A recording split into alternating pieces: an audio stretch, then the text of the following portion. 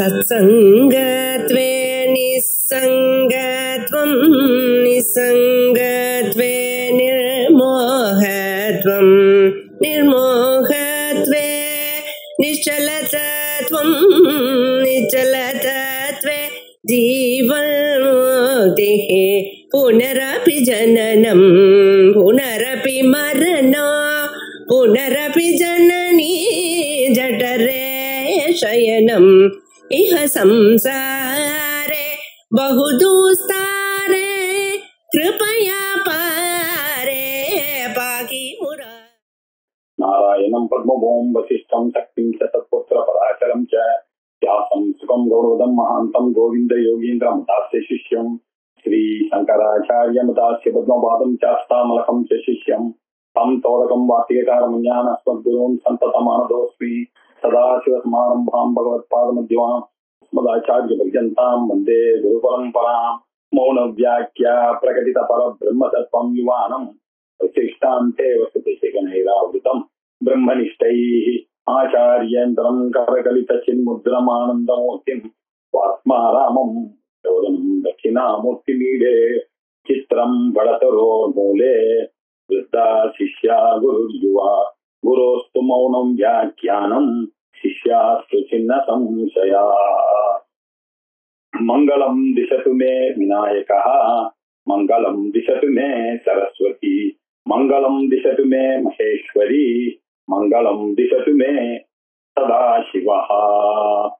यस्यैव स्फुरणं सदात्मकमसत्कल्पार्थकं भासते साक्षात् तत्त्वमसीति वेदवचसा यो बोधयत्याश्रितान् यत्साक्षात्करणात् भवेन्न पुनरावृत्तिर्भवाम्भोनिधौ तस्मै श्री गुरुमूर्तये नमः इदं श्री दक्षिणामूर्तये। दक्षिणामूर्ति अष्टकத்தினுடைய மூணாவது ஸ்லோகம். யஸ்யைவ ஸ்புரணம், எந்த பரமாத்மாவுடைய ஸ்புரணத்தினால பிரகாசத்தினால சதாத்மகம் அசத்கல்பார்த்தகம் பாசத்தே, அசத்தான வஸ்துக்களுக்கு ஒப்பாக இருக்கக்கூடிய இந்த ஜெகத்தானது சதாத்மகம் சத்ஸ்வரூபமாக விளங்குகிற மாதிரி காணப்படுகிறது இல்லையா?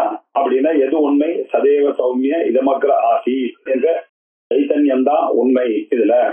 அதுல சாட்சாத் தத்துவமசி இது வேதவசசா யோ போதயதி ஆஸ்ரிதான் துவம் தத்து அசி, நீ அதுவாக இருக்கிறாய் அப்படின்ற இந்த வேத வாக்கியத்தை யார் அறிகிறானோ தன்னை அண்டினவர்களை இந்த வேத வாக்கியத்தினால சாட்சாத் போதயதி, இதுதான் சாட்சாத் எல்லா வேதங்களுடைய தாத்பரியம் வேதாந்தத்தினுடைய தாத்பரியமும் இந்த தத்துவமசியில தான் அடங்கி இருக்கிறது அப்படின்னு எதை அறிகிறான்? அதை அறிந்து கொண்டோமே ஆனால் எஸ் சாட்சாத் கரணாது, இதை சாட்சாத் கரணம் பண்ணக்கூடியதுனால இல்ல வந்தா என்ன பிரயோஜனம் அப்படின்னு சொன்னா பவாம்போனிதோ, இந்த சம்சாரத்துல சம்சார கடல் பவ அம்போநிதி, அம்போநிதி நக கடல், இந்த சம்சார கடல்ல யார் இதை சாட்சாத்கரிக்கிறானோ அவனுக்கு புனராவృత్తిஹீன பவேத், திரும்பியும் இந்த ஒரு அம்மா வயிற்றுக்குள்ள போகக்கூடியது என்ற நிலைமை வருவதில்லை.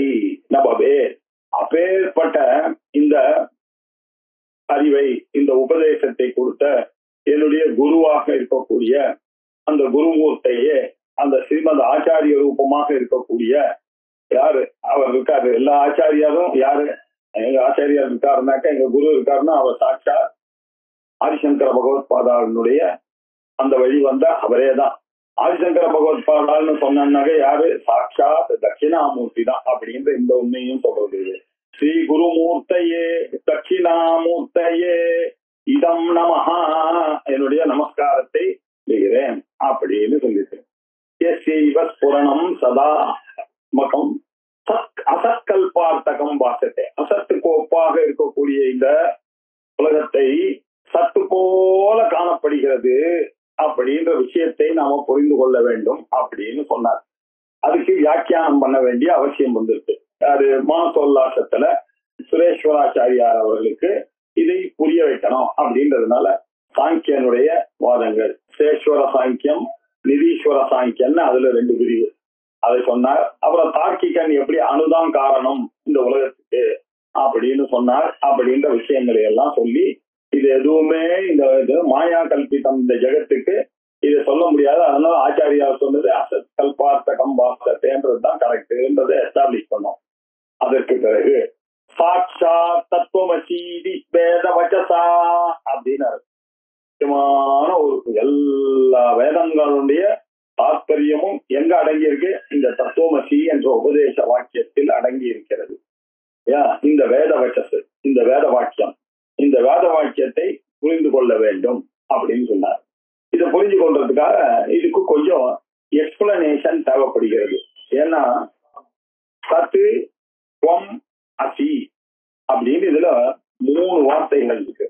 நல்லா புரிந்து கொள்ள வேண்டிய விஷயம் இது, ரொம்ப முக்கியமான விஷயம். சத்து துவம் அசி அப்படின்னு 3 இருக்கு. அதுல சத் அப்படின்னு சொன்னா அது அப்படின்னு அர்த்தம். எது அது? நகை என பரமாத்மா அப்படின்னு அர்த்தம். துவம் அப்படின்னு சொல்றது. துவம்னா என்ன அர்த்தம்? நீ அப்படின்னு அர்த்தம். நீன்னா என்ன அர்த்தம்? உனக்குள்ள இருக்கக்கூடிய சைத்தன்யம் அப்படின்னு அர்த்தம். தத்து துவம் அசி அப்படின்னு நீ அதுவாகவே இருக்கிறாய். தத்து துவம் அசி, நீ அதுவாகவே இருக்கிறாய் அப்படின்றதுதான் இந்த வேத வாக்கு. வேத வாக்கு எது சொன்னாலும் அதை நன்றாக புரிந்து கொள்ள வேண்டியதா ஆயிடுச்சு. நன்னா புரிஞ்சுக்கணும்னாக்க அதை நன்னா புரிந்து கொள்ள வேண்டும். அது எப்படி சார்? சத்து துவம் அசி 2 இதுவும் சத்து எனக்கூடியது, அது துவம் நீ, அதுவும் பிரதமா விபக்தி ஏகவச்சனம், முதல் வேற்றுமை தொகையில இருக்கு, ஏகவச்சனமா இருக்கு. துவம் என்பதும் ஏகவச்சனமா இருக்கு, பிரதம விபக்தியாக இருக்கிறது. நீ அதுவாக இருக்கிறாய். எப்படி சார் சொல்ல முடியும் அப்படின்னு நமக்கு சந்தேகம் இல்லையா? இப்போ 2 பதங்கள் சேர்ந்து ஒரு பொருளை குறிக்கக்கூடியதாக இருக்கிறது. தத்துன்னு சொன்னாலும் சைத்தன்யம், தொம்முன்னு சொன்னாலும் சைத்தன்யம், நீ அந்த சைத்தன்யமாக இருக்கிறாய் அப்படின்னு சொல்றது. இப்ப இதை புரிந்து கொள்ள வேண்டும். 2 பதங்கள் சேர்ந்து இல்லையா ஒரு பொருளை எப்படி ஒரு விபக்தியில இருந்தா அது ஒரு பொருளை குறிக்கிறது தானே அர்த்தம் அப்படின்னு இந்த நாலேஜ் அப்படித்தானே நமக்கு. அது எப்படி சார் அப்படின்னு கேட்டா, நீலோத்பலம் அப்படின்னு ஒரு வார்த்தை சொன்ன. இப்போ நமக்கு எல்லாம் தெரியும், உட்பலம் அப்படின்னா அல்லிப்பூ புஷ்பம் இருக்கு இல்லையா, கருணைதல் பூ அப்படின்னு சொல்லுவோம். நீலம் உட்பலம், நீளமாக இருக்கக்கூடிய ஒரு உட்பல புஷ்பம் அப்படின்னு சொல்லலாம். நீலம் இதம், இது நீலம் உட்பதம், இது ஒரு பதம். நீலம் ஒரு பதம், உட்பலம் அல்லி ஒரு பதம். இந்த 3 சேர்ந்து எதை குறிக்கிறது? அந்த உட்பலத்தை தான் குறிக்கிறது. ஒரே பொருளை தானே குறிக்கும். அப்பதான் நீங்க இதம் நீலம் உட்பலம்னு சொல்ல முடியும். நீலம் உட்பலம்னு சொன்னா நீளம் தனியா இருக்குமா? எங்கேயாவது நீளம் இருக்குமா? இது தனியா இயங்குமா? அந்த பொருளோட தானே இது இயங்கும். அந்த பொருளானதான் இந்த கலரும் இயங்கும். இந்த ஒரு பொருளையே குறிக்கிறது அப்படின்னு சொல்லுவோம். இந்த மாதிரி பிரயோகங்களுக்கு பேரு என்ன சொல்றோம்? சாமானாதிகரண பிரயோகம் அப்படின்னு, சாமானாதிகரண்ய பிரயோகம் அப்படின்னு சொல்றோம். சாமானாதிகரண்யம் அப்படின்னா என்ன? சமானமான ஒரு அதிகரணத்துல இல்லையா, ஒரு பெஞ்சில நானும் உட்கார்ந்துருக்கேன், நீங்க வந்தீங்க, உங்களையும் வாங்க சார்னு பக்கத்துல உட்கார வச்சேன், நம்ம 2 பேரும் ஒரே பெஞ்சில உட்கார்ந்துருக்கோம் அப்படின்னா என்ன அர்த்தம்? ஒரு பொருள்ல உட்கார்ந்துருக்கோம், சமான அதிகரணம். அதே மாதிரி வியாக்கரணத்துல சாமானாதிகரண்ய பிரயோகம் அப்படின்னு சொன்னா 2 பதங்களும் பிரதமா விபக்தி ஏகவச்சனமாக இருந்தது. ஆனால் அந்த பிரயோகத்துக்கு பேரு சாமானாதிகரண்ய பிரயோகம் அப்படின்னு பேரு. எப்படி? நீலோத்பலம் அப்படின்ற ஒரு வாக்கியத்தை போல அப்படி நம்ம புரிஞ்சுக்கணும். 2 பதங்கள் ஒரே விபக்தியில சொல்லியிருந்தே ஆனால் இல்லையா, அப்பதான் முதல்ல உங்களுக்கு அந்த பதத்தை சொன்ன உடனே அந்த பதார்த்தத்தினுடைய உபஸ்திதி தெரியும். அதற்கு பிறகு அதனுடைய அர்த்தமானது புரியும் இல்லையா. முதல்ல தத்துன்னு புரிஞ்சது உங்களுக்கு, தொம்முன்னு புரிஞ்சது, நீன்னு புரிஞ்சது. தத்துனா அது, அது நீயாக இருக்கிறாய்ன்னு சொன்ன உடனே ஒரு அறிவு உங்களுக்கு ஏற்படுகிறது. நீ அதுவாக இருக்கிறாய் அப்படின்ற ஒரு சாப்த போதமானது ஏற்படுகிறது. இது எப்படி ஏற்பட்டது? இந்த தத்துக்கும் தொம்முக்கும் இருக்கக்கூடிய சம்பந்தத்தினாலதான் இந்த சாப்த போதமானது நமக்கு ஏற்படுகிறது. இந்த விஷயத்தை இப்ப சொல்ற, இது எப்படி சொல்றார்? இந்த விசேஷ விசேஷ பாவம் இல்லையா, லட்சிய லட்சண பாவம் அப்படின்னு சொல்ல போற. எல்லாம் ஒவ்வொன்னா பார்க்கலாம். எல்லாம் நம்ம ஏற்கனவே பார்த்ததுதான். இல்ல, இவர் போற அந்த ஸ்லோகத்தின் வழியாக இதை நல்லா புரிந்து கொள்ளலாம். சாமானாதிகரண்யாக்கியா சம்பந்தா பதயோ இஹ. 15வது ஸ்லோகம் மானசோல்லாசம் ஆச்சாரிய பாதைஷி கிருத தட்சிணாமூர்த்தி ஸ்லோகத்துக்கு நம்முடைய ஆச்சாரியார் சுரேஸ்வர ஆச்சாரியார் வாத்தியக்காரர் எழுதினதான ஒரு ஸ்லோகம். 3வது உல்லாசத்துல 15வது ஸ்லோகம். சாமானாதிகரண்யாக்கியா சம்பந்தா பதயோ இஹ அப்படின்னார். இஹ இந்த இடத்துல சாமானாதிகரண்யாக்கிய இந்த சம்பந்தம் இருக்க தத்து தொம் என்று இங்கே கூறப்பட்டிருக்கக்கூடிய யஸ்யைவஸ்புரணம் சதாத்மகம் அசத்கல்பார்த்தகம் வாசதே சாட்சாத் தத்துவமசீதி வேதவட்டசா யோபோதயதி ஆசிரிதான் அப்படின்னு இருக்கக்கூடிய இந்த இடத்துல இக பதயோகோ, எந்த பதயோகோ? தத்து தொம் என்ற பதயோகோ. இது என்னுடைய விபக்தியில அந்த தத்துவம் வேதவச்சனம், இந்த வேதவச்சனமானது பிரயோகப்பட்டு இருக்கிறது. சாமானாதிகரண்யாக்கியா, சமானமான அதிகரணத்தில் இது உபயோகப்படப்பட்டுள்ளது அப்படின்னு நமக்கு தெரிஞ்சது. ஓஹோ, அப்படின்னா என்ன அர்த்தம்? தத்தேதான் தொமேதான் தத்து அப்படின்ற அர்த்தத்துல இந்த சந்தேகங்கள் எல்லாம் வந்திருக்கு. இப்படிப்பட்ட 2 பதங்கள் ஒரு பொருளை குறிக்குமா அப்படின்னு அடுத்த சந்தேகம். இல்ல, அப்பதானே புரிஞ்சு அர்த்தம் புரிஞ்சாதானே சாப்த போதம் ஏற்படும். அப்படி புரியணுமே, ஆனால் அதுக்கு என்ன அர்த்தம் அப்படின்றதுக்கு இது சம்பந்தமானது 2 விதமாக இருக்கலாம்பா.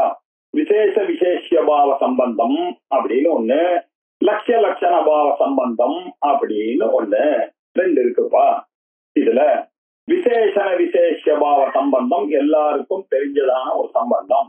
எப்படி அப்படின்னு கேட்டா, நீலோத்பலம் அப்படின்னு சொன்னா இல்லையா, உட்பலம் அப்படின்னு சொன்னா அல்லிப்பூ, நீலம் அப்படின்னா அதனுடைய கலர் நீலம், நீளமான ஒரு உட்பல புஷ்பம் அல்லது கருப்பான உட்பல புஷ்பம் அப்படின்னு தெரியுது.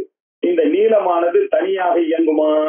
அது உட்பலத்தை ஆசிரியத்தான் இருக்கும். விசேஷம் இல்லையா, அது நிறைய நீல உட்பல பழங்கள் இருக்குப்பா. அதுல இது என்ன ஸ்பெஷல்? இது விசேஷம் என்ன, ஸ்பெஷல் என்ன? நீலம்பா, இது நீலோத்பலம் அப்படின்னு சொன்னோம். அப்போ இங்க விசேஷமா இருக்கக்கூடியது எது? அந்த நீலம். விசேஷம் எதனுடைய விசேஷம்? அதுதான் விசேஷம். எதனுடைய? உட்பலத்தினுடைய விசேஷம். அப்போ உட்பலம் என்பது விசேஷம் இல்லையா, நீலம் என்பது விசேஷனம். இந்த விசேஷனமும் விசேஷமும் சேர்ந்து ஒரு பொருளை, 2 பதங்கள் இருந்த போதிலும் அது ஒரு பொருளை குறிக்கிறது. நீளமான உட்பல புஷ்பம் என்பதை குறிக்கிறது. இப்படி ஒரு சம்பந்தம் நமக்கு தெரியும். விசேஷண விசேஷத்துவம் சம்பந்தஸ்யாத் பதார்த்தயோஹோ அப்படின்னார். இப்படி 2 வார்த்தைகளுக்குரிய மீனிங்களுடைய சம்பந்தமானது எப்படி இருக்கலாம்?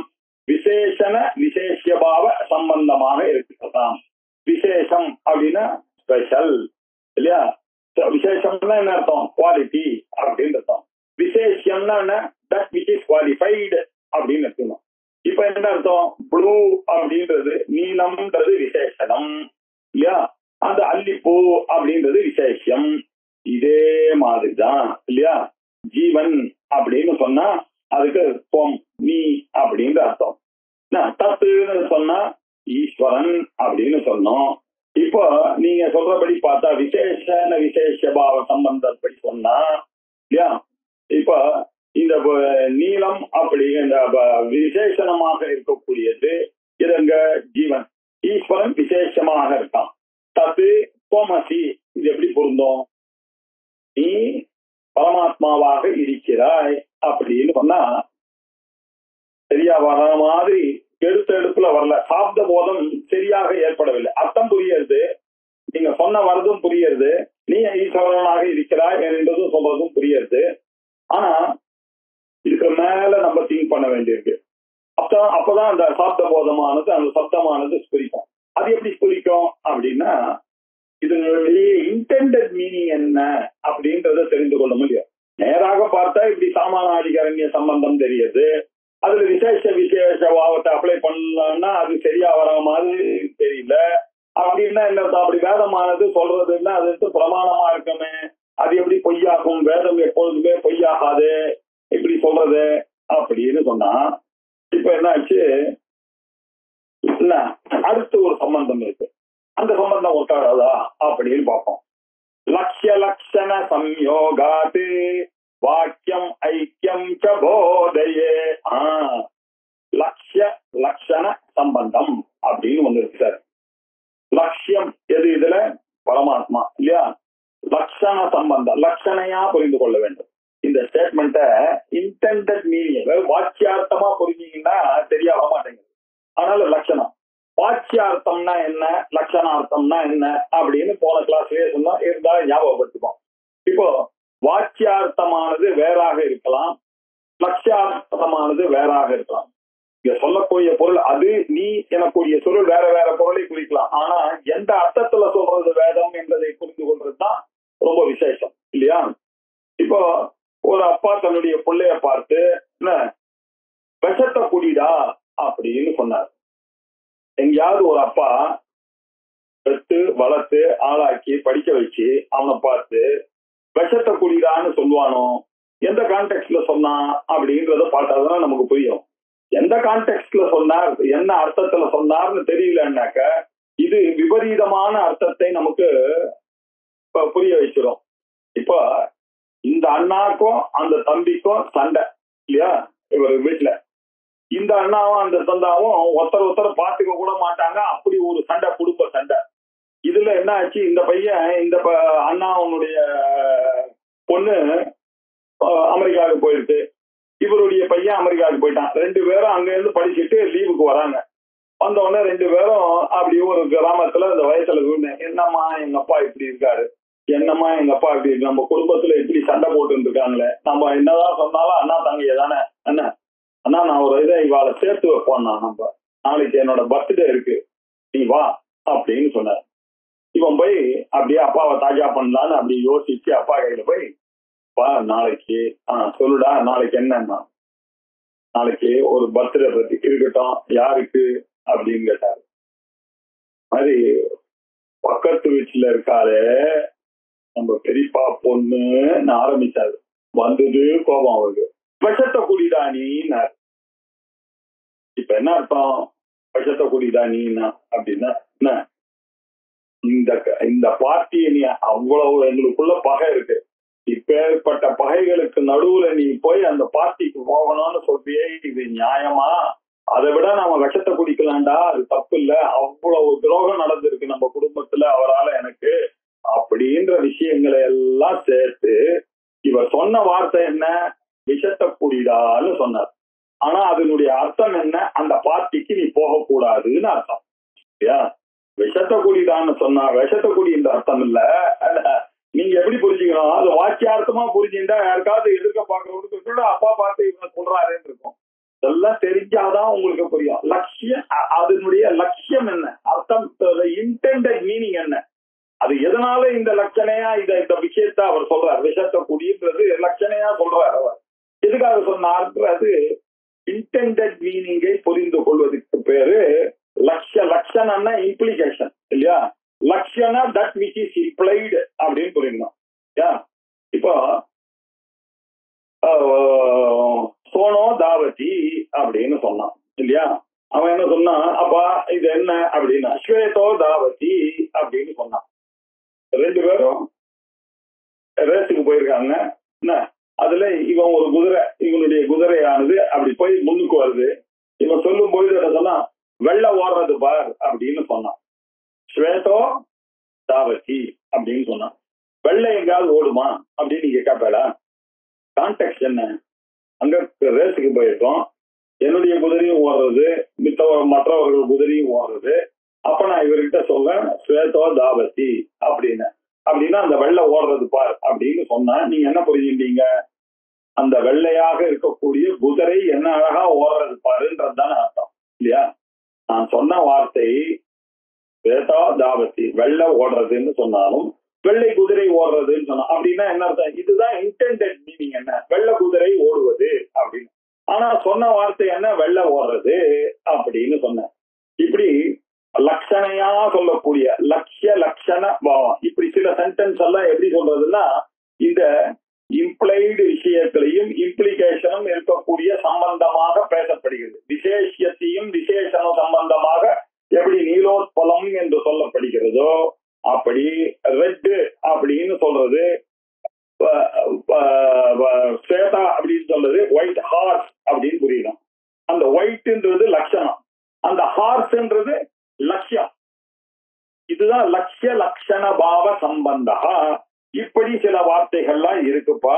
இப்படி புரிஞ்சிட்டோம்னா அந்த ஐக்கியமானது போதைய லட்சிய லட்சண சம்யோகா வாக்கியம் ஐக்கியம் ச போதையே. இந்த மாதிரி லட்சிய லட்சண பாவத்துல இருக்கக்கூடிய சென்டென்ஸ், இரண்டு பதங்கள் ஒரு பொருளை குறிக்குமானால் அது என்ன சொல்றது? அது அந்த ஐடென்டிட்டியை நமக்கு உபதேசம் பண்ணுகிறது அப்படின்னு அர்த்தம்.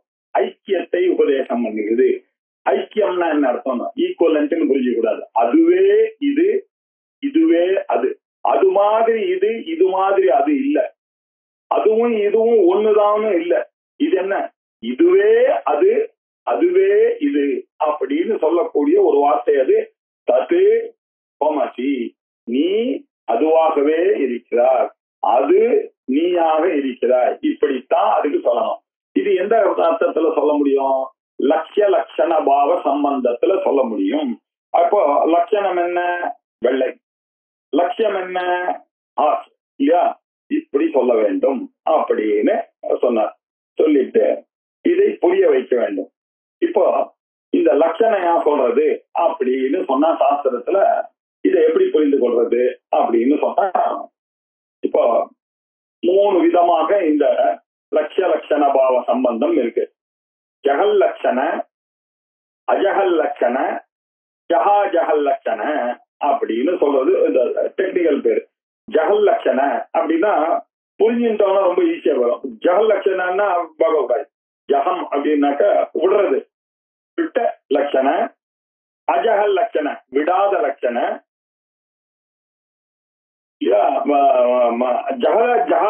ஜக அஜகல் லட்சண கொஞ்சம் விட்டும் விடாததுமாக இருக்கக்கூடிய லட்சணை அப்படின்னு பேரு. இது எப்படி அப்படின்னு எக்ஸாம்பிள் சொன்னா புரிஞ்சிடும். இப்போ கங்காயாம் கோஷஹா அப்படின்னா, கோஷம் அப்படின்னாக்க இடைச்சேரி. கங்காயாம் கோஷஹா அப்படின்னாக்க கங்கையில இடைச்சேரி அப்படின்னு சொன்னான். எங்கப்பா வீடு வாங்கியிருக்க? அதனா சார் இப்போ இதுல வாரணாசியில தான் இருக்கேன், கங்கையிலேயே வாங்கியிருக்கேன் சார் அப்படின்னா. இப்ப நீங்க என்ன புரிஞ்சுங்க? கங்கையில எங்கேயாவது வீடு வாங்குவானா இல்லையா? நான் என்ன சொன்னேன் உங்களுக்கு? எங்க சார் வீடு வாங்கியிருக்கீங்கன்னு கேட்டேன். நீங்க என்ன சொன்னீங்க? கங்கையில வாங்கியிருக்கேன் அப்படின்னு சொன்னேன். கங்கையில எப்படி வீடு வாங்க முடியும்? கங்கையில அடிச்சுட்டு போயிடுவேன். எங்க வாங்கியிருக்கீங்க சார்? கும்பகோணத்துல. நான் கங்கையிலேயே வீடு வாங்கியிருக்கேன் சார். அப்படி இது காவேரியிலேயே வீடு வாங்கியிருக்கேன் சார். நீங்க என்ன பண்ண? காவேரியிலேயே நான் வீடு வாங்கியிருக்கேன், நடுவுல காவேரிக்கு நடுவுல என்னுடைய வீடை வாங்கியிருக்கேன்னா நீங்க புரிஞ்சுப்பீங்க.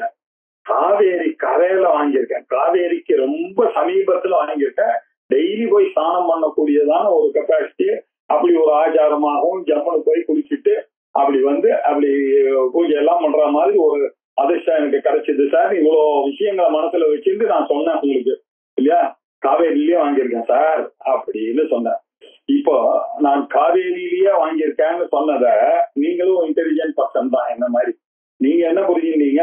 ஓ, கங்கை கரையில ரொம்ப சமீபமாக இவர் வீடை வாங்கியிருக்கார், அப்படியா, ரொம்ப சந்தோஷம் சார் அப்படின்னு கை கொடுத்தீங்க. அப்படின்னா என்ன அர்த்தம்? அவருக்கு சாப்பிட்ட போதம் எப்படி ஏற்பட்டது? நான் என்ன சொன்னேன்? கங்கை காவேரியில வீடு வாங்கியிருக்கேன்னு சொன்னேன். அவர் என்ன புரிஞ்சா? காவேரியை விட்டுவிட்டு கரையை பிடிச்சுட்டார். காவேரியில இருக்கக்கூடிய கரையில நான் வீடு வாங்கியிருக்கேன் அப்படின்னு பேரு. இப்படி நான் சொன்ன வார்த்தையை விட்டு விட்டு என்னுடைய இன்டெண்டட் மீனிங்கா இருக்கக்கூடிய அந்த கரையை பிடிச்சிட்டு அவர் புரிஞ்சின்றார் இல்லையோ? இதுக்கு பேர் எப்படி அவர் லட்சணையா புரிஞ்சின்றார். எப்பேற்பட்ட லட்சணையா புரிஞ்சின்றார் அப்படின்னா, நான் சொன்ன வார்த்தையை விட்டு நான் சொல்லாத வார்த்தையை அவர் மனசுல கல்பனை பண்ணிட்டு ஜம்முன்னு அவர் புரிந்து கொண்டார். இப்படியும் புரிய வைக்கிறது வழக்கம் இருக்கா இல்லையா? இல்லையா? அதே மாதிரிதான் இதுக்கு பேர் என்ன பண்ண, ஜெகல் லட்சண அப்படின்னு பேரு. ஜெகத் அப்படின்னாக்கா விடுவது, தியாகம் பண்ணுவது. ஜெகதி அப்படின்னா தள்ளி விடு அப்படின்ற, தள்ளுன்ற அர்த்தம். ஜெகல் லட்சண, நான் சொன்ன வார்த்தையை தள்ளிவிட்டு லட்சணையா அவர் இன்னொரு வார்த்தையை வச்சுட்டு நான் சொன்ன ஸ்டேட்மெண்ட்டை புரிஞ்சின்றார். எங்க ரெண்டு பேருக்குள்ள நடந்த கான்வர்சேஷன் என்ன, கங்காயாம் கோஷகா, கங்கையில எடச்சேரின்னு சொன்ன, அவர் எடச்சேரி கங்கை கரை ஓரமாக இருக்குன்னு புரிஞ்சின்றார், கங்கையை விட்டு. சரிடா? இப்படி புரிய வைக்கிறேன். இதனால சாப்த போதம் அவருக்கு ஏற்பட்டது. நான் சொன்னேன், அவரும் புரிஞ்சு கொண்டார், எங்களுக்குள்ள விஷயம் ஆயிடுச்சு. அப்படின்னா நான் சொன்ன ஸ்டேட்மெண்ட் அவருக்கு புரிதலை ஏற்பட்டு விட்டது, புரிதலை ஏற்படுத்தி கொண்டது அப்படின்னு நமக்கு தெரியாது. கங்காயாம் கோஷஹா இதியத்ர இதிவத் ந ஜகல் லட்சணா பவேத் அப்படின்னார். கங்காயாம் கோஷஹா அப்படின்னு சொன்னாங்க இல்லையா, அந்த இடைச்சேரி, அந்த கிருஷ்ணன் இருக்கக்கூடிய அந்த கோஷமானது இல்லையா, நந்தகோபனுடைய ஆட்சியில இருக்கக்கூடிய அந்த கௌஹர்ட் வில்லேஜ் ஆனது கங்கையில இருக்கு அப்படின்னு சொல்ற மாதிரி தத்துவமசியை புரிஞ்சுக்கலாமான்னு பாருங்க. தத்து தொம் ரெடுத்தி சேர்ந்துதான் நான் புரிஞ்சுட்டாகணும். தத்தம் விட்டாலும் தகராறு, தொம்ம விட்டாலும் தகராறு. இதை எப்படி நான் ஜெகல் லட்சணையா புரிஞ்சுக்கிறது? நீங்க லட்சிய லட்சண ரூபேல லட்சிய லட்சண சம்யோகா வாக்கியம் போதையே அப்படின்னு வேற சொல்லியிருக்கீங்க. இது அறிவை உண்டு பண்ணிக்கிறது. அப்போ இந்த ஜெகல் லட்சணம் சரியா வரல, அதை ஒதுக்கி வைக்க வேண்டியிருக்கு. அடுத்து ஒரு லட்சணம் இருக்கு இல்லையா, நான் அஜஹல் லட்சணா பிஸ்யாத் ஸ்வேதோ தாவதி வாக்கியவத் ந அஹஜ்ஜக லட்சணா அபி ஸ்யாத். சரி சார், அஜக் லட்சணம் அஜல் லட்சணமும் பொருந்தாது, ஜெகல் லட்சணம் பொருந்தாது அப்படின்னு சொல்லிட்டீங்க. அந்த லட்சணத்தை விட்டுருவோம் நம்ம, சரியா வரல. கங்காயம் கோஷா இந்த கான்டெக்ட் சரியா வரல. கங்காயம் கோஷாக்கா சரியா வந்தது இல்லைன்னு சொல்ல, அந்த லட்சணத்தை இங்க அப்ளை பண்ணி பார்க்கலாம்னு பார்த்தா தத்துவமசியில எனக்கு இடிக்கிறது. சரி, அஜகல் லட்சணத்தை அப்ளை பண்ணி பார்க்கலாமா அப்படின்னு, அதுக்கு ஏதாவது எக்ஸாம்பிள் இருக்கா? இருக்கு. ஸ்வேதோ தாவதி அப்படின்னா வெள்ள ஓடுறது அப்படின்னு சொன்னார், நம்ம பார்த்துட்டோம். வெள்ள ஓடுறது அப்படின்னு சொன்னா என்ன அர்த்தம்? வெள்ள குதிரை ஓடுறதுன்ற அர்த்தம். நான் குதிரை சொன்னேனோ? இல்லவே இல்லை இல்லையா? நீங்க என்ன நினைச்சீங்க? இல்ல, நான் சொன்ன வெள்ளையையும் உடல நீங்க. அங்க கங்காயாம் கோஷா கங்கைய விட்டுட்டு கோஷ பதத்தை மொத்தம் எடுத்துட்டு கரைன்னு நீங்க புரிஞ்சுட்டீங்க. இப்போ இங்க வெள்ள ஓடுறதுன்னு ஒரு ஸ்டேட்மெண்ட் சொன்னேன். வெள்ள ஓடுறதுன்ற ஸ்டேட்மெண்ட்ல நீங்க அந்த வெள்ளையை விடாம அது குதிரையோட சேர்ந்து இன்னொன்னு ஒரு பொருளை அசியம் பண்ணி, வேற ஒரு பொருளை அசியம் பண்ணி, அந்த குதிரையை அசியம் பண்ணி வெள்ளை ஓடுகிறது, வெள்ளை குதிரை ஓடுகிறது அப்படின்னு நீங்க ஒரு குதிரைய அப்படி சேர்த்துட்டு நீங்க புரிஞ்சீங்க. இத மாதிரி புரிஞ்சுக்கலாமா தத்துவமசிய? அதுவே நீன்னு சொல்லியிருக்க, நீயே அதுன்னு சொல்லியிருக்க, இன்னொன்னு வச்சுட்டு அது ரெண்டுத்தையும் எப்படி புரிஞ்சுக்கிறது? அப்ப மூணாவதா ஒரு பொருள் அங்க வரணுமே, அங்க சரியா வரலையே இல்லையா? என்னால அதுவும் வரல. சரி, வேற ஏதாவது வழி இருக்கா பாத்துருவோம். தத்துவமசியாதி வாக்கியானாம் லட்சணா பாக லட்சணா அவரே கண்டுபிடிச்சார். இப்படி எல்லாம் கன்ஃபியூஸ் ஆகாதீங்க. தத்துவமசின்ற வாக்கியமானது அது எந்த லட்சணம் என்ன சொல்லியிருக்கு தெரியுமோ இல்லையா? பாக லட்சணையில சொல்லியிருக்கு. அது எப்படி பண்ணணும்? அத பாக லட்சணன்னு நீங்க புரிஞ்சுக்கணும் அப்படின்னு. எப்படி சார் பாக லட்சணம்னா என்ன அப்படின்னு சொன்னா, நம்ம ஜெகல் லட்சணம் பார்த்தோம், அஜகல் லட்சணம் பார்த்தோம். இதை தவிர ஒண்ணு இருக்கு, ஜஹ லட்சண அப்படின்னு ஒண்ணு இருக்கு. சிலதை விட்டு சிலதை பிடித்து புரிந்து கொள்ளுவது அப்படின்னு அர்த்தம். சோயம் புமான் அப்படின்னு ஒரு வார்த்தை இப்ப சொல்ல போற. அது எப்படி அப்படின்னா, சோயம் தேவதத்தா, அந்த காலத்துல சின்ன வயசுல நானும் என் ஃப்ரெண்டும் ஒன்னா படிச்சோம். 5வது 6வது 7வது எல்லாம் ஒன்னா படிச்சோம். அதுக்கப்புறம் நான் இப்படி மெட்ராஸ் வந்துட்டான், அவன் அப்படியே டெல்லி போயிட்டான். எங்களுக்குள்ள கனெக்ஷன்லாம் விட்டு போச்சு. நாங்க ஒரு 25 வருஷம் பொறுத்து டெல்லியில மீட் பண்றோம். பார்க்கும் பொழுது அவன் என்னை பார்க்க, நான் அவனை பார்க்க, நாங்க ரெண்டு பேரும் வந்து நீ சோன்சோ ராமசாமி தானேன்றான், நீ ராஜகோபால் தானே அப்படின்னா, எப்படி இருக்கன்னு நாங்க பழைய கதையெல்லாம் பேசினோம் இல்லையா. அப்ப பக்கத்துல ஒருத்தர் சொல்றாரு, இவர் தான் அந்த ராமசாமி அப்படின்னு சொல்றாரு இல்லையா. நான் பாக்குறதுக்கு போயிருந்தேன் அவரை, இவர் தான் அந்த ராமசாமி, சோயம் தேவதத்தா, இவன் தான் அந்த தேவதத்தன் அப்படின்னு சொன்னார். இப்போ நான் அவரை பார்த்து அவர்தான் என்று புரிந்து கொண்டேன் இல்லையா, ராமசாமி தான் இது அப்படின்னு. சோயம் ராமசாமி அயம் இந்த சஹா அந்த ராமசாமி, இவன் அந்த ராமசாமி அப்படின்னு நான் புரிஞ்சேன். இந்த புமான் அந்த புமான் தான், நான் சின்ன வயசுல பார்த்தேனே அந்த புமான் தான் அப்படின்னு ஒரு சாப்த போதம் எனக்கு ஏற்பட்டு விட்டது. இதுல என்ன புரிஞ்ச, அந்த காலத்துல அவன் எப்படி இருந்தான், நிஜார் போட்டு இருந்தான் இல்லையா. அந்த காலத்துல என்ன பண்ணியிருந்தான், பனியன் வச்சிருந்தான், நல்லா கட்டு குடிக்க வச்சுட்டு இருந்தான் இல்லையா.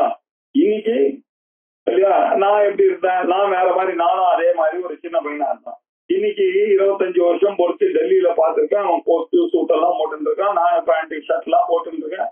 எங்களுக்குள்ள பாருங்க, அந்த தேசத்துல இருந்த அந்த ஒரு அட்மாஸ்பியரே வேற, அந்த காலத்தினுடைய நிலைமை வேற, இந்த காலத்துல இப்ப இந்த தேசத்துல டெல்லியில இது நிலைமை வேற.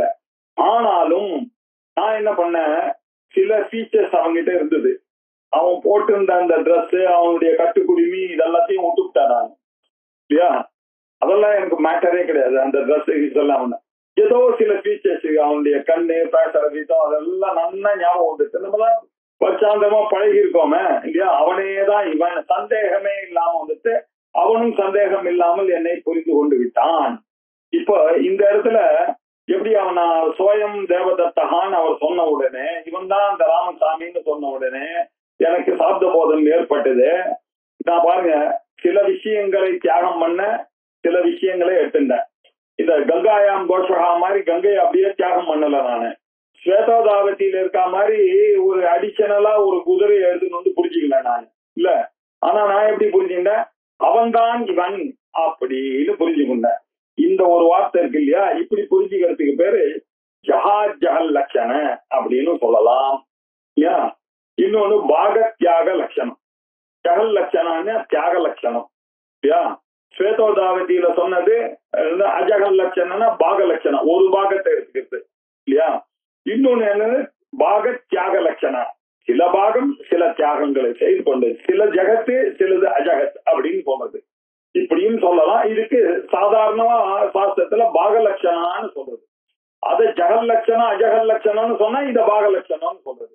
நீங்க பாகத்தையே வச்சுட்டு பேசுறதா இருந்தா அப்ப என்ன சொன்னா தியாக லட்சண, பாக லட்சண, தியாக பாக லட்சண இல்ல பாக தியாக லட்சண அப்படின்னு சொன்னோம். இந்த பாக தியாக லட்சணம்னு சொல்றதும் ஜஹ லட்சணம்னு சொல்றதும் வெறும் பாக லட்சணம்னு சொல்றதுதான் ஒண்ணுதான். சாஸ்திரத்துல சில பிரயோகங்கள் இப்படி இருக்கு.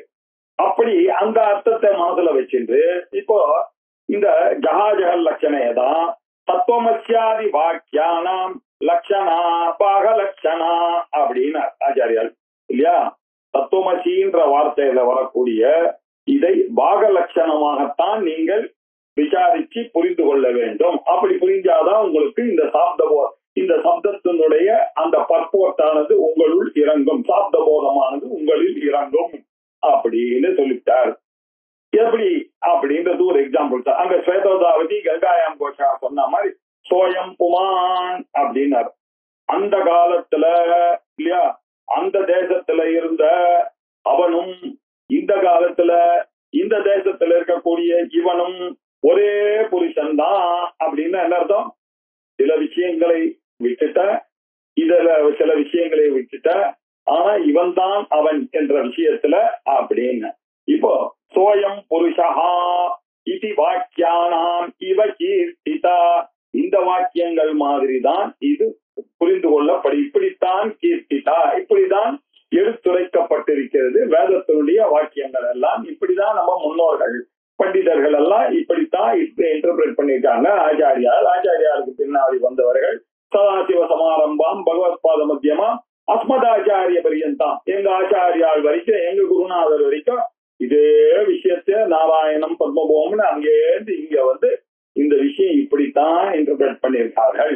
சோயம் தேவதத்தான்ற இந்த பாக லட்சணை வழியாக புரிஞ்சாதான் இந்த வாக்கியமானது சரியாக வரும். நீதி கீர்த்திதா அப்படின்னு சொன்னார். எப்படி அப்படின்னு பார்க்கணும் இல்லையா? இப்ப தத்து அப்படின்னு சொன்னா என்ன அர்த்தம்? நமக்கு ஜெகத்காரணம் தத்து பரமாத்மான்னு சொன்னா நம்ம என்ன புரிஞ்சுட்டு இருக்க? இந்த ஜெகத்துக்கே காரணமாக இருக்கக்கூடியது அந்த பரமாத்மா அப்படின்னு புரிஞ்சுல. நீ அப்படின்னாக்க இந்த சரீரத்துல பாடி மைண்ட் காம்ப்ளெக்ஸ்ல இருக்கக்கூடிய நான் அப்படின்னு நான் புரிஞ்சுட்டு இருக்கேன். இப்படி புரிஞ்சுட்டா சார் அவர் ஜெகத்தெல்லாம் உண்டாக்கினவர், அவர் சர்வஜன், அவர் சர்வசக்திகன், அவரால் இந்த உலகத்தை உண்டு பண்ண முடியும். அப்படிப்பட்ட அவர் நீர் தான் அப்படின்னு நீங்க சொல்றல, நான் எப்படி இருப்பேன்? நான் என்ன ஜெகத்தை படைச்சேன்னா எனக்கு எதையாவது படைக்கக்கூடியதான அருகதை இருக்கா? இல்ல. அவருக்கு எல்லா சக்தியும் இருக்கு, சர்வஜன். அவருக்கு அறியாத பொருளே கிடையாது. எனக்கு என்னுடைய பேங்க் அக்கௌண்டே ஞாபகம் இல்லை, அக்கௌண்ட் நம்பர் கேட்டா தெரியாது இல்லையா? பார்த்தவர்கள் எல்லாம் மறந்துடுவேன் இல்லையா? எல்லா ரிலேட்டிவ்ஸ் எல்லாம் மறந்து விடுவேன். அப்படி இருக்கக்கூடிய நான் இங்க, அவர் இங்க நானும் இவரும் எப்படி ஒன்னாகும் அப்படின்னு சந்தேகம் வரும். பாருங்க, இந்த சர்வஜத்துவம், ஜெகத்காரணத்துவம் இல்லையா, எல்லார்கிட்டையும் ஒரே மாதிரியாக இருக்கக்கூடிய தன்மை, இதெல்லாம் பகவான் கிட்ட எதெல்லாம் இருக்குன்னு நினைச்சுட்டு இருக்கீங்க, அதெல்லாம் கொஞ்சம் தள்ளி வைங்க, தியாகம் பண்ணுங்க. அவர்கிட்ட இருக்கக்கூடிய ஒரே சைத்தன்யம்னு ஒண்ணு இருந்திருக்கணும் இல்லையா? அந்த சைத்தன்யம் இருந்ததுன்னா தன் ஐக்ஷத பகுஷ்யாம் பிரஜாயேயா, அவர் அந்த சைத்தன்யத்தை வச்சுட்டுதானே அவரு யோசிச்சு இந்த உலகத்தை பண்ணலாம் அப்படின்னு நினைச்சார். அந்த அர்த்தத்துல என்ன சைத்தன்யம் அப்படின்ற அந்த அர்த்தத்தை அவருடைய சைத்தன்யம். இங்க என்ன பண்ணோம்? பாகத்தியாக லட்சணத்துல சிலதெல்லாம் விட்டுடுங்க, இந்த ஜெகத்காரணம் சர்வஜத்துவம் இதெல்லாம் விட்டுடுங்க. ஒரு பாகம் அந்த சைத்தன்யம்ன்றத மாத்திரம் அங்க எடுத்துக்கீங்க. எப்படி சோயம் தேவதத்தால அந்த ஒரு போர்ஷனை மாத்திரம் எடுத்துருந்தீங்களோ, அவன் போட்ட இன்ட்ரெஸ்ட் குடிவி அதெல்லாத்தையும் விட்டுட்டாலோ, அந்த ஊர் எல்லாத்தையும் விட்டாலோ, அதே மாதிரி இங்க அவனுடைய சூட்டு இதெல்லாம் விடுற மாதிரி இங்க என்ன பண்ணணும்? தொம்முல இருக்கக்கூடிய இந்த கிஞ்சித்வம், இந்த சரீரத்துவம் இல்லையா, இதெல்லாத்தையும் விட்டுட்டு சைத்தன்யாம்சத்தை எடுத்துங்க. அந்த சைத்தன்யமோ இந்த சைத்தன்யமோ அந்த ஆங்கிள் ஒண்ணுதான் அப்படின்னு பிரகீர்த்திதான். இதுதான் அங்க கீர்த்தனை பண்ணிருக்க மகா வாக்கியத்தை. இதை சொல்லக்கூடிய மகா வாக்கியங்கள்லாம் என்னென்ன அப்படின்னு பார்க்கணும். பிரக்ஞானம் பிரம்மா அப்படின்னு ஐத்திரேய உபனிஷத் நமக்கு சொல்லியிருக்கு. இந்த ஜீவன் சைத்தன்யமும் அந்த பிரம்ம சைத்தன்யமும் ஒண்ணு. இவன் தான் அந்த பிரம்மா, இந்த பிரக்ஞானமா இருக்கக்கூடிய இந்த ஜீவன் தான் அந்த பிரம்ம சைத்தன்யம் அப்படின்னு சொல்லியிருக்கு ரிக்வேதி இல்லையா? ரிக்வேதத்துக்கு சேர்ந்ததான ஐத்திரேய உபனிஷத். அது இந்த உபனிஷத்துக்குள்ள நிறைய மகா வாக்கியங்கள் இருக்கு. நாம பிரபலமா எடுத்திருக்கிறது 4 மகா வாக்கியங்கள். அதுல பிரக்ஞானம் பிரம்மா எனக்கூடிய மகா வாக்கியமானது ஐத்திரேய உபனிஷத் ரிக்வேத பரமாக இருக்கு. தத்வமசி அப்படின்ற ஒரு வாக்கியமான நீ அதுவாக இருக்கிறாய் என்ற மகா வாக்கிய உபதேசம் சாந்தோக்கிய உபனிஷத்துல வருது. சாமவேதத்துக்கு சேர்ந்ததாக இருக்கிறது இல்லையா? ரிக்வேதம் சாமவேதம், ஒண்ணு கிழக்கு ஒண்ணு மேற்கு இல்லையா? இப்படி 2 மதத்தை ஸ்தாபிச்சார் ஆச்சாரியார் இதை பிரபலப்படுத்துறதுக்காக. அதுக்கப்புறம் அயம் ஆத்மா பிரம்மா, இதுதான் இந்த பிரம்மா அப்படின்னு ஒரு வார்த்தை. இதே தத்துவமசிய அயம் ஆத்மா பிரம்மா அப்படின்னு சொல்றது. அது இங்க அதர்வ வேத உபனிஷத். அது எது? மாண்டிக்ய உபனிஷத். அதை எஸ்டாப்ளிஷ் பண்ணக்கூடியது எங்க? ஜோஷியர் மட்டும் நார்த்ல இல்லையா? அதை எஸ்டாப்ளிஷ் பண்ணார். இங்க என்ன சிங்கரில அப்படின்னா அகம் பிரம்மாஸ்மி, நான் அந்த பிரம்மமாக இருக்கிறேன். மசீனும் ஆச்சாரியன் புரிஞ்சுட்டார். ஸ்வேதகேதுவை பார்த்து 9 தடவை சொன்னார். தத்துவமசி தத்துவமசி ஸ்வேதகேதோ, தத்துவமசி ஸ்வேதகேதோ, தத்துவமசி ஸ்வேதகேதோன்னு சொன்னா ஸ்வேதகேது எப்படி புரிஞ்சுக்கணும் இல்லையா? அப்பா பார்த்து தத்துவமசி நான் புரிஞ்சுக்கணும். அகம் பிரம்மாஸ்மி, நான் அந்த பிரம்மமாக இருக்கிறேன், நான் அந்த பிரம்மமாக இருக்கிறேன் அப்படின்னு புரிஞ்சுக்கணும். இதை சொல்லுவதற்காக சவுத்துல ஒரு மடம், இப்படி சவுத்து நார்த்து ஈஸ்ட் வெஸ்ட் 4 மடங்கள் இந்த மகா வாக்கிய போதகமாக இருக்கக்கூடிய மடங்களாக இருக்கிறதாக ஆச்சாரியார் ஸ்தாபிச்சார் அப்படின்னு தெரியுது. இதுதான் இந்த மகா வாக்கியத்தினுடைய தாத்பர்யம். சாட்சாத் தத்துவமசி வேதவசா யோபோதயதி யத்யாஸ்ரிதான் அப்படின்னு சொன்னார். சரி, இப்போ லட்சணம் வருது. சொன்னீங்க, விசேஷண விசேஷ பாவத்தை சொன்னீங்க. 2 பதங்கள் ஒரு பொருளை குறிக்கிறதா இருந்தா இதுக்கு அகண்டார்த்தம்னு பேரு, அது ஐக்கியம்னு பேரு. இப்படி எல்லாம் நிறைய ஜார்கன்ஸ் எல்லாம் வச்சு இதை புரிய வச்சா ரக்ஷ புரியுண்டாச்சு. இதுல இன்னொரு சாப்த போதம் ஆனது எப்படி ஏற்படும் அப்படின்னு ஒரு சந்தேகம் இல்லையா?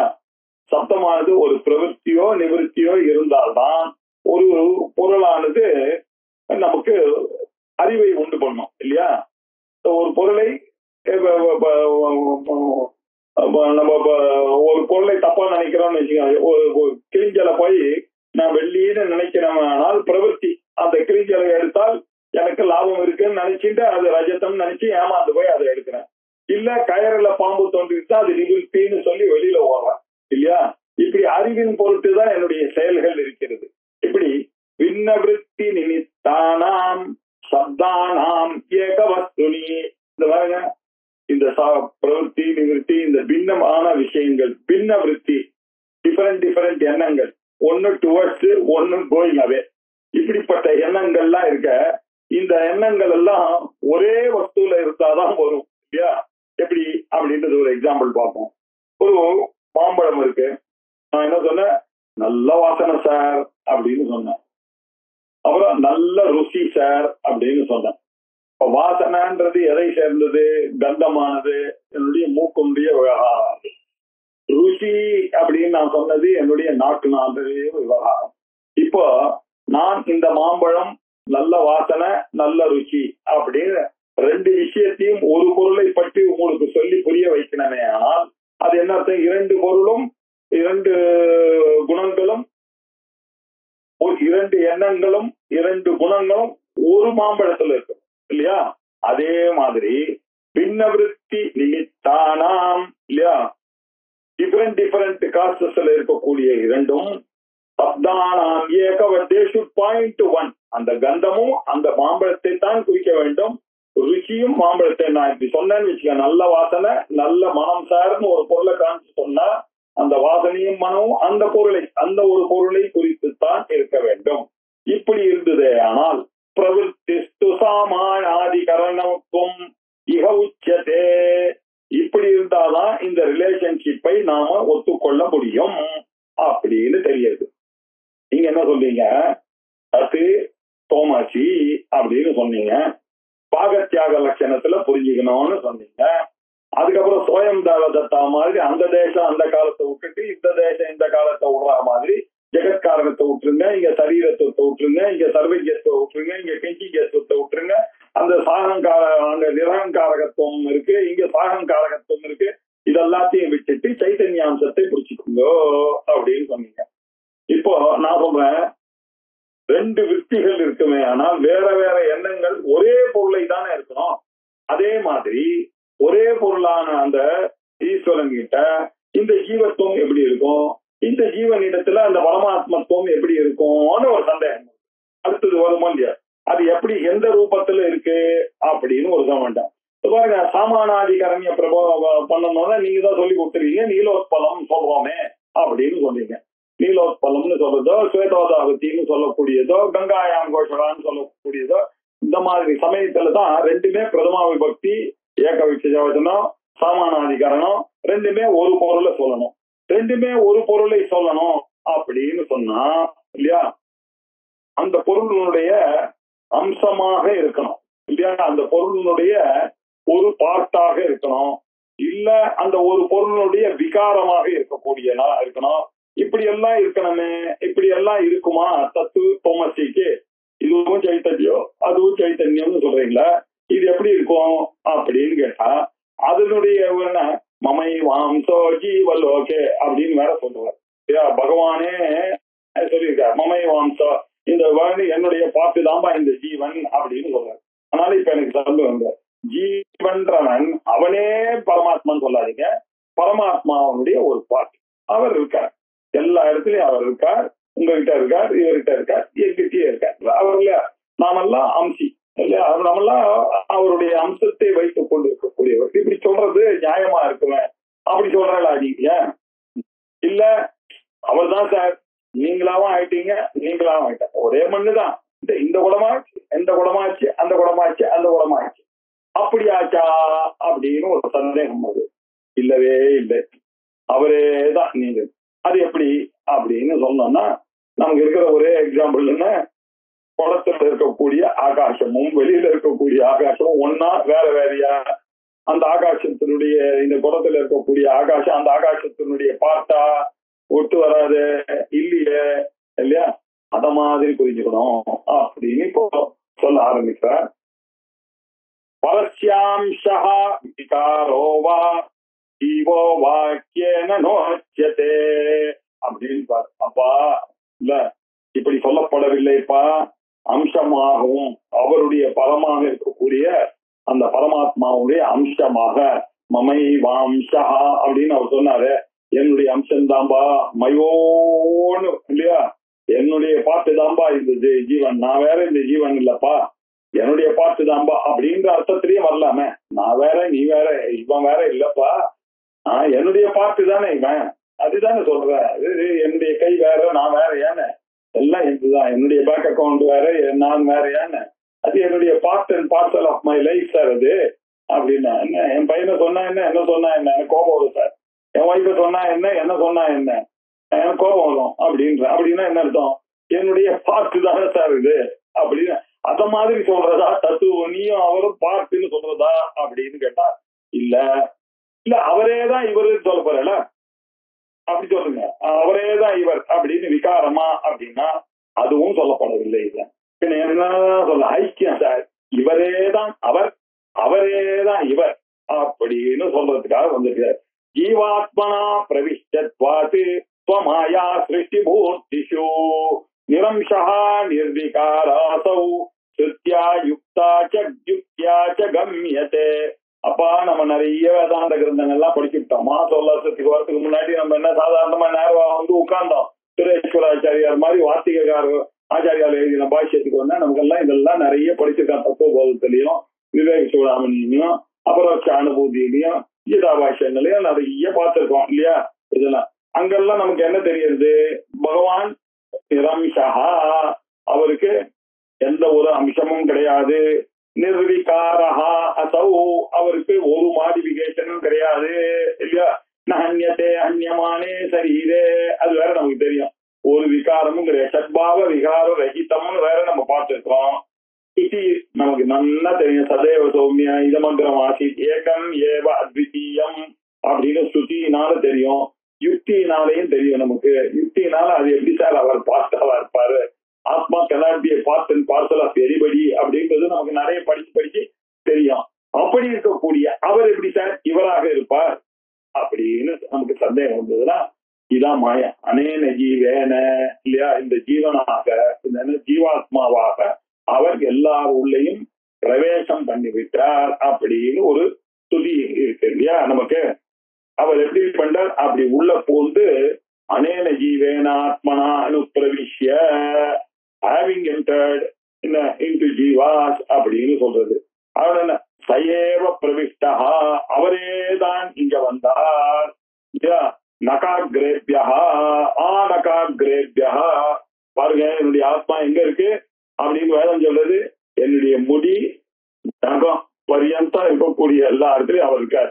எந்த இடத்துல சந்தேகம் இருந்ததுன்னா ஒரு குண்டூசி இடத்துல இருந்து குச்சி பாருங்க, எங்க இருந்தாலும் வலிக்கும். என்னுடைய நகத்துல குச்சினா வலிக்காது இல்லையா, என்னுடைய கேசத்துல நீங்க கீறினீங்கன்னா எனக்கு வலிக்காது. அதை தவிர அப்படின்னு போட்டு இல்லையா, உடம்புல எல்லா இடத்துலயும் அவர் என்னாதபடி எங்கும் பரவி இருக்கார் அந்த ஆத்மாவானவர் அப்படின்ற சுதி எல்லாம் சேர்ந்து நமக்கு என்ன சொல்றது, அவர் ஜீவாத்மனா அனேன ஜீவேன ஆத்மனா அப்படின்னு, அனேன ஜீவேன ஆத்மனா அனுப்பிரவிஷ்ய அப்படி உள்ள பூந்துண்டார் அப்படின்ற பிரவேச சுதியின் மூலமாக அவருடைய மாயையா ஸ்வமாயா சிருஷ்டமூர்த்திஷு, தன்னுடைய மாயினால பவர்னால அவரே உள்ள பூந்ததுனால அவர் இவரை பார்த்தாகவோ அல்லது அவருடைய மாடிபிகேஷன் என்றோ சொல்வதற்கு இல்லை. ஏன் சொல்வதற்கு இல்லை, ஸ்ருதியினாலையும் யுக்தியினாலையும் அவர் நிர்விகாரமாக இருக்கிறதுனாலையும் அவருக்கு நிரம்சம் அவருக்கு பார்க்கின்றது ஒத்து வராத காரணத்தினாலையும் நாம அதை ஒத்துக்கொள்ள முடியாது. அதனால ஐக்கியத்தை தான் ஒத்துண்டு ஆகணும். ஏதாவது எக்ஸாம்பிள் இருக்கா சார், கடாகாஷோ விகாரோவா நாம்சோ வாவியதோ யதா. பாருங்க, இப்போ இந்த குடத்துல இருக்கக்கூடிய ஆகாசம் இல்லையா, நம்ம ஆத்துல குடம் பண்ணா குடத்தை எடுத்துன்னு வந்தீங்க. எந்த ஆகாசத்தை எடுத்துன்னு வந்தீங்க? அந்த கடையில இருந்து நீங்க அவன் குடம் தானே கொடுத்தான் இல்லையா? நான் இங்க இருந்து மதுரைக்கு போனேன் இல்லையா, ட்ரெயின்ல போனா டம்ளர் எடுத்துன்னு போனேன். அந்த டம்ளர்ல அங்கங்க காப்பி குடிக்கிறேன் இல்லையா, பால் வாங்கி குடிச்சேன். அந்த ஸ்பேஸ் எங்க இருந்து எடுத்துன்னு போனேன்? நானு எங்க ஆத்துல இருந்து எடுத்துன்னு போனேன்னா வழியில வந்ததா, இல்ல ட்ரெயின்ல வந்ததா, இல்ல எதிர்க்க இருக்கிறவர் அப்படி போடும்போது அதுல இருந்து வந்ததா? ஏதாவது சொல்ல முடியுமோ? சொல்லவே முடியாது. இந்த ஆகாசமும் வெளியில இருக்கக்கூடிய ஆகாசமும் இல்ல ஒண்ணுதான். அந்த ஆகாசத்தினுடைய பார்த்து தான் இதுன்னு சொல்ல முடியுமா? இல்ல. அந்த டம்ளர் ஆனது அந்த ஸ்பேஸ குறைச்சது, அவ்வளவுதான். என்னுடைய கன்வீனியன்ஸுக்காக குறைச்சதே தவிர கடாகாசத்தை இல்ல நீங்க பெரிய ஆகாசத்தினுடைய விகாரம்னு சொல்ல முடியுமா? அது விகாரம்னு சொல்ல முடியாது. இல்ல சார் அதனுடைய பார்ட்டு தான் இதுன்னு சொல்ல முடியுமா? அம்சா அப்படின்னா தனியா காமிங்க. எனக்கு காமிக்க முடியாது. நீங்க தனியா காமிக்கிறேன்னு டம்ளர் உடைச்சிங்கன்னாக்க பெரிய ஆகாசத்தோட அது பார்ட்டும் இல்ல, அது விகாரமும் இல்ல. இது எப்படி ஆகாசத்துக்கு இருக்கோ அப்படிதான் அந்த சைத்தன்யமும் இங்க எப்படி இருக்கு, பரமாத்மாவும் இப்படி வேதத்தினாலையும் லாஜிக்கினாலையும் பார்ட்டாகவோ மாடிபிகேஷனாகவோ அம்சமாகவோ விகாரமாகவோ ஆகவே ஆகாதுப்பா. ததேவானுப்ராவிஷத் அனேன ஜீவேனாத்மனானுப்ரவிஷ்ய சயேஷதே பிரவிஷ்டஹ ஆனகாக்ரேத்யஹ அப்படின்ற ஸ்ருதிகள் எல்லாம் நீங்க சேர்த்துப்பட்டு நிஷ்கலம் நிஷ்கிரியம் சாந்தம் நிரவத்தியம் நிரந்தர நிரஞ்சனம், அது நிஷ்கலமாக இருக்கிறது. அதுக்கு பாட்டு கிடையாது. சொல்றது நிஷ்கிரியம், அதுக்கு எந்த விகாரமும் கிடையாதுப்பா. அது சாந்தம் நிரவத்தியம், அது ஒரு விதமான டிஃபெக்டும் கிடையாதுப்பா. நிரஞ்சனம், அது எதோடையும் ஒட்டாது, அதுல எதுவும் ஒட்டாதுப்பா. நிரஞ்சனமாகவும் இருக்குப்பா. அது மட்டும் இல்ல, நித்தியம் விபம் சர்வகதம் சுசூக்ஷ்மம் ததவ்யயம் அப்படின்னு முண்டகோபனிஷத் சொல்றது. அது நித்தியமா இருக்கு, எங்கும் இருக்கு, அங்கிங்கனாதபடி எங்கும் நீக்கமர நிறைந்து இருக்கக்கூடியதாக இருக்கிறது. அது கண்ணுக்கு தெரியாததாக இருக்கிறது, சுசூக்ஷ்மமாக இருக்கிறது. ததவ்யயம், அதுக்கு ஒரு நாளும் டிஸ்ட்ரக்ஷனே கிடையாது, வியமே கிடையாது, அது மாறவே மாறாது. இப்படி எல்லாம் சொல்றது இல்லையா? இப்படி எல்லாம் இருக்கக்கூடிய விஷயத்தினால அந்த ஈஸ்வரனுக்கு இல்லையா பார்ட்ஸ் இல்லையா மாடிபிகேஷன் டிஸ்ட்ரக்ஷன் அதெல்லாம் ஒரு அவயவம் இருந்தாதான் டிஸ்ட்ரக்ஷன்லாம் வரும் இல்லையா? அவயவமும் கிடையாது அதுக்கு. நிரவயவம், நிரஞ்சனமாக இருக்கக்கூடியது, நிஷ்கிரியமா இருக்கு, நிஷ்கலமாக இருக்கக்கூடியதாக இருக்கிறது. ஆகையினால இந்த இடத்துல லட்சிய லட்சண பாவத்தினால நாம என்ன புரிந்து கொள்ள வேண்டியிருக்கு, அதுவே இது அப்படின்ற அர்த்தம் தான் இருக்கு அப்படின்னு இருக்கு. இப்ப அடுத்து இன்னொரு சந்தேகத்தை அவன் கொண்டு வந்தான். சார் நீங்க சொல்றீங்க என்ன சொல்லியானது இல்லையா, தொம் இந்திரஹா அசி அப்படின்னு சொல்றது இல்ல, நீ இந்திரனாக இருக்கிறார். பெரிய ஒரு பிரகரணம் சூத்திர பாஷ்யத்துல நீ இந்திரனாக இருக்கிறாய் அப்படின்னு சொல்றது. இந்த இந்திரனாக இருக்கிறாய் அப்படின்னு சொன்னா நீ இந்திரனாக வரலாம் அப்படின்ற அர்த்தம் தானே. ஒரு நாள் இந்திரனாக இருக்கலாம், இல்ல அவன் போய் சொல்றான் நீ இந்திரனாக இருக்கிறாய், நான் அப்படி இந்திரனாக இருப்பேன் அப்படின்னு சொல்ற மாதிரி நீ பரமாத்மாவாக இருக்கிறாய் அப்படின்னு சொன்னா அது ஒரு உபச்சாரமா சொல்றது சார். இதான் சாட்சாத் பரமேஸ்வரன் மாதிரி நீங்க ரெண்டு பேரும் எங்க நாட்டுக்கு வந்திருக்க அப்படின்னு ஒரு பெரியவர் வந்தார். எங்க குருபத்திலையும் வந்தா நம்ம என்ன சொல்றோம், சாட்சாத் பரமேஸ்வரி மாதிரி வந்திருக்கான்னு சொன்னாக்க என்ன அர்த்தம் அப்படின்னா ஒரு உபச்சாரமா சொல்றோம். அவ்வளவு தூரத்துக்கு வேல்யூபிள் பர்சன்ஸ் நம்ம ஆத்துக்கு வந்து கால வச்சான்னாக்கா நம்ம அதுல பல ஐஸ்வர்யங்கள்லாம் வரும்ன்றதுக்கு உபச்சாரமா சொல்றதுனால அது அப்படியே வெர்பாட்டிமா எடுத்துக்க முடியுமா அப்படின்ற பிரயோகங்கள்லாம் நாட்டுல இருக்க சார். அந்த மாதிரி எடுத்துக்கலாமே சார். இல்ல சமச்சின்னு சொன்னா என்ன அர்த்தம், நீ பரமாத்மா மாதிரி இருக்கே அப்படின்னு எடுத்துக்கலாமா? அப்படியும் எடுத்துக்கொள்ள முடியாது. இங்க ஐ மீன் வாட் ஐ சே இல்ல லட்சிய லட்சணத்துல அப்படிதான். அதனால தோமிந்திரோசின்ற வாக்கியம் மாதிரி இங்க வராது அப்படின்னு சொல்லி இது சாதிருஷ்யம். அது மாதிரி இதுன்னு சொல்லல, இது மாதிரி அதுன்னு சொல்லல, அதுவே இதுவே அதுன்றதுதான் அங்க சொல்லியிருக்குன்னு மேற்கொண்டு ஆர்குமெண்ட் எடுத்துன்னு போப்பார். இதை அடுத்த திங்கட்கிழமை நீங்க பார்ப்போம். ஓம் பூர்ணமத பூர்ணமிதம் பூர்ணாத் பூர்ணமுதச்யதே பூர்ணஸ்ய பூர்ணமாதாய பூர்ணமேவாவசிஷ்யதே. ஓம் சாந்தி சாந்தி சாந்தி.